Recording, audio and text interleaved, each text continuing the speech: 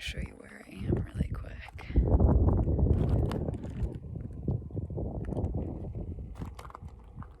I climbed this little hill, and the van is right there. But today, I wanted to talk about why living in a van is easy. And obviously this is coming from my perspective. Meaning before this, I've only ever lived in my parents' house. I've never lived in a dorm, and I've never lived in my own apartment. So I'll just get right into it. The first thing I think of is,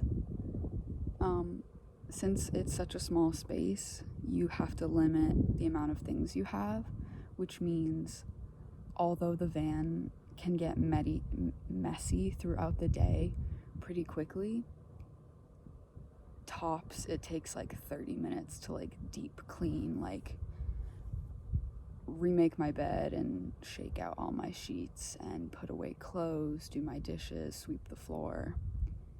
My whole home is clean within 30 minutes. Although I've never had to pay rent before, I can live anywhere I want in the country, and my only rent is gas, and luckily gas is pretty damn cheap. It was only expensive when I was in California for a couple days, but usually it's between like $1.90 and $2.40. The other thing, I'm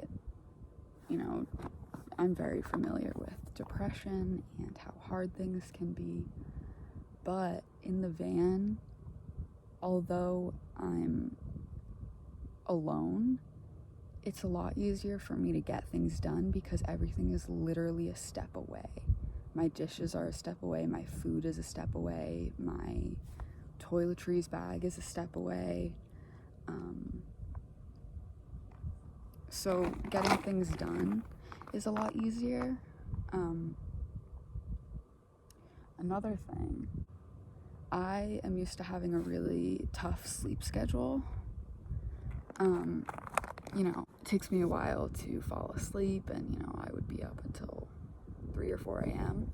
But now that my whole day really revolves around the sun and the weather, honestly, a lot of days where I'm not doing anything with any people, I'm usually in bed at like 6:30 because it's already dark, and that's my quiet time. And some nights I can fall asleep at like 10 or 11. Last night I think it was around 12 because I was doing some crocheting. But it's so easy because I can drive anywhere I want. And some people may be thinking about parking at night for where I can sleep. There's this amazing app called iOverlander, and people can put in, somebody called me. People put in coordinates of places they've stayed, and they say like, beautiful view, got 3 bars of service here, other RVs, or like close to the road, not close to the road. And I wasn't familiar with what BLM land was before I did this, but BLM land is basically land that anybody can park for free. Like there's no campgrounds. A lot of the time there's signs that say like 14-day camping limit. Usually I'm only in a spot for maybe 2 or 3 days. But if there's not a spot like that near me, I've had no issue parking in Walmart parking lots. Some I would say bigger Walmarts do sometimes have signs that say no overnight parking, and if I do see those, I tend to avoid them. And if there is one like that, that means there's usually a smaller one nearby. I've never had anybody knock on my windows.